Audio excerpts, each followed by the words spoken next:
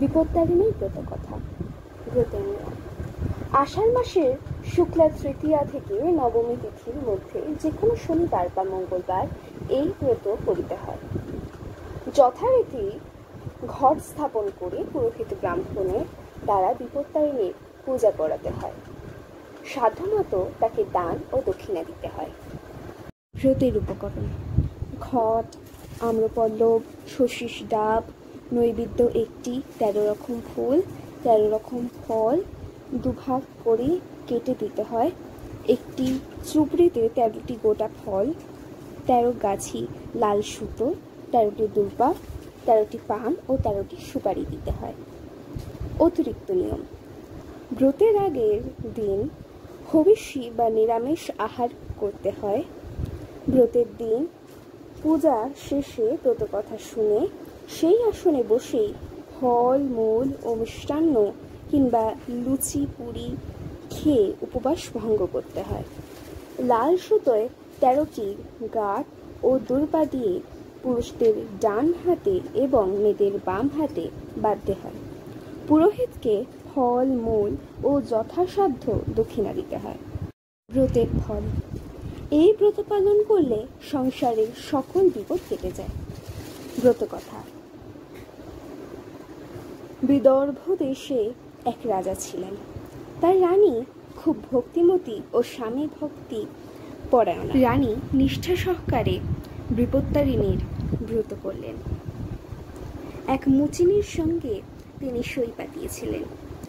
মুচিনিকে তিনি প্রায় নানা রকম ফল ও খাদ্যদ্রব্য উপহার দিতেন। মুচিনি খুব গরিব, তবু তার খুব ইচ্ছা রানীকে কিছু দেয়। রানী রোজই বলেন যে একদিন তোমার কাছ থেকে চেয়ে নেব, কিন্তু চাওয়া আর হয় না। হঠাৎ একদিন রানী বললেন, তোমরা তো গোমাংস রান্না করো, একদিন একটু নিয়ে এসো, দেখব কিরকম। মুচিনি রানীর কথা শুনে খুব খুশি। খুব যত্ন করে সে গোমাংস রাঁধল। তারপর কাপড় চাপা দিয়ে রাজবাড়িতে এনে রানীকে বললেন, গোমাংস এনেছি। রানী তো আর খাবেন না, শুধু দেখবেন, তাই যত্ন করে ঢাকা দিয়ে রাখলেন।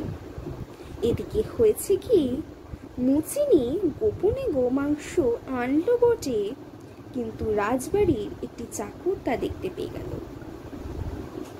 সে রাজাকে এসে সব কথা বলতেই রাজা এসে রানীকে বললেন, মুচিনি তোমাকে কি দিয়ে গেছে? যদি আপত্তিকর কিছু সে রেখে গিয়ে থাকে তাহলে আমি তোমার শিরচ্ছেদ করব। রানী বিপদে পড়ে ভয় কাঁদতে কাঁদতে এক মনে মা বিপত্তারিণী দুর্গাকে ডাকতে লাগলেন। মা বিপত্তারিণী দুর্গা ভক্তের আকুল কান্নায় স্থির থাকতে পারলেন না। রানীর কানে কানে বললেন, দেখি সব ফুল হয়ে গেছে। রানী তখন রাজাকে সেই ফুল এনে দেখালেন। রাজা চাকরকে তিরস্কার করলেন। মা বিপত্তারিণী দুর্গার কৃপায় রানীর বিপদ কেটে গেল। সেই থেকে এই ব্রতের কথা চারিদিকে প্রচার হলো। অথ বিপত্তারিণীর ব্রত কথা সমাপ্ত। আজ এবং গত শনিবার আমরা বিপত্তারিণী মায়ের পুজো করেছিলাম।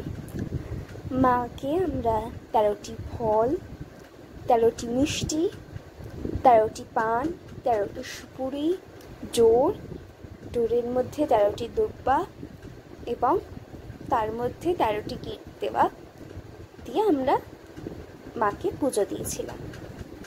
এই হচ্ছে পুজোর কিছু ছবি। আর রাত্রে আমরা খেয়েছিলাম 13টি লুচি।